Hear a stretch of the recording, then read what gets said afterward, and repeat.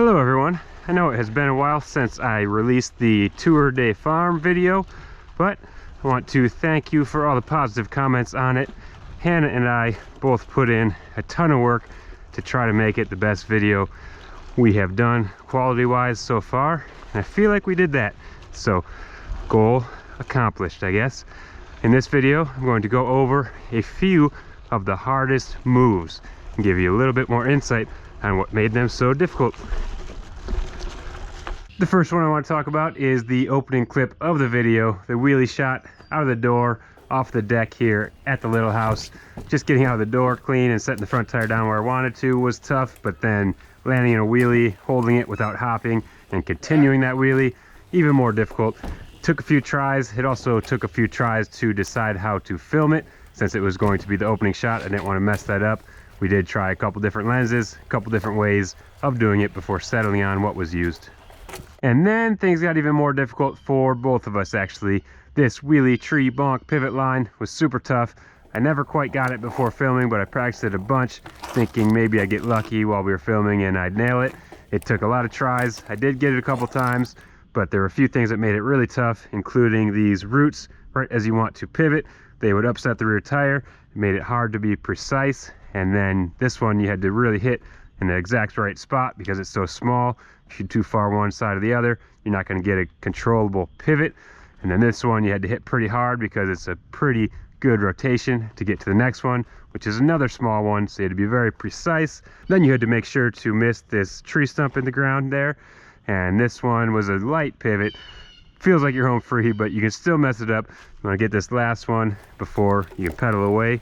I got it a couple times, but it was very difficult for Hannah to film, and I can definitely see why. My gimbal setup is not the best. You have to walk very smooth for the shot to turn out smooth, and when you're walking, trying to keep me in frame, trying to get the corners just right, not trip, not run into a tree, I can definitely tell why it was so tough.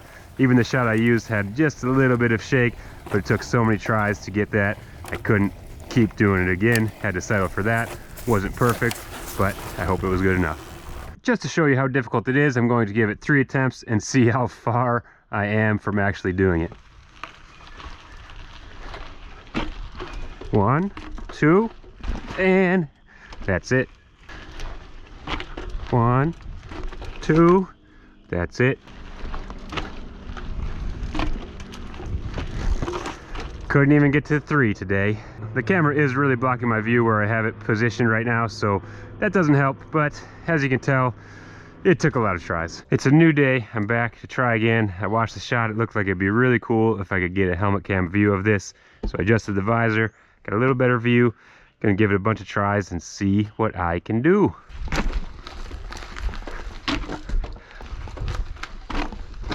Oh. Oh no. Oh, hey tree. No. Oh, that was squirrely, but it was close.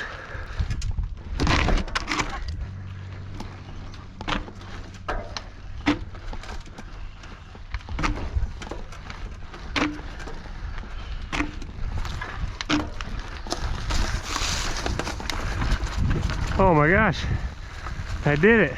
I was so surprised at the end there. I didn't know what to do, but I will take that. And if you like that shot, we got to give it up to Hannah for putting the time in behind the camera. Big thanks to her for being so patient with me as I struggled to figure out some of these hard moves.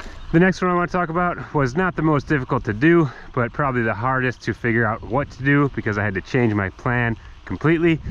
I wanted to nose wheelie out of the barn and pop off the front wheel into the hay on my back, shoulder, side, and then rotate back to the wheels. But right away, Gary was not having it. He was king of that hay that day, so I had to move it out of his pen to get some attempts in. And I was actually dealing with some wrist tendonitis as well as something injured in my shoulder, and I just could not commit to rolling onto my side like that, and had to figure out something else to do. I was not happy with what I came up with, but I figured maybe someone will think it's cool, or at the very least think it's funny. But to me, it was probably the biggest letdown of the video, but sometimes that's how it goes. And finally, this was the hardest move of the video, maybe one of the hardest things I've ever done on a bicycle. I tried this so many times before I even started filming. I was trying to figure out how to do it. At first I thought I could just ride up to it, pop onto the rear tire, spin around, but the momentum from the up kept pushing me down, and I kept popping the tire off. It was hard to land in the perfect spot and get any spin out of it. So then I added to this berm to make it a pivot line where I could pivot onto the rear tire. One of the things that made it tough was the tire would only hold air for 5 tries or so. I ended up just giving up on that. It was nice to have that extra support of a full tire, but ended up doing it with no air in the tire. But what was tricky about this was trying to get up to the balance point. I kept trying to just hold the rear brake as I lifted up, but that would rotate the rear tire backwards too far. So I had to get comfortable putting pressure onto the pedals to get the bike to rotate without the rear tire moving forward and back. But then to get to the balance point and pull hard enough to get the rotation and hold that position, get enough rotation, and set the front tire down somewhere safe. It was so tough. Tried it over and over and over. The time I did get it, I wasn't happy with the settings on the camera because the sun had changed, so went back to do it again. But I was okay with using more than one shot that I made it because it took me so long to do.